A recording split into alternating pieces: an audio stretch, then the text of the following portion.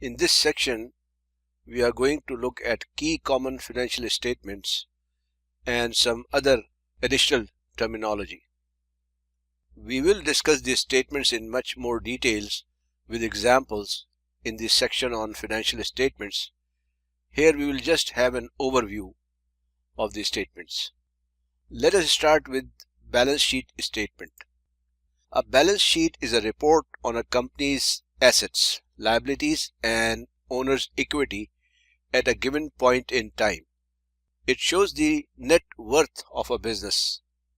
Since business is something that is not static, it is continuously going on. Hence, the important thing to remember is that a balance sheet gives a kind of a snapshot of the business at that particular point in time.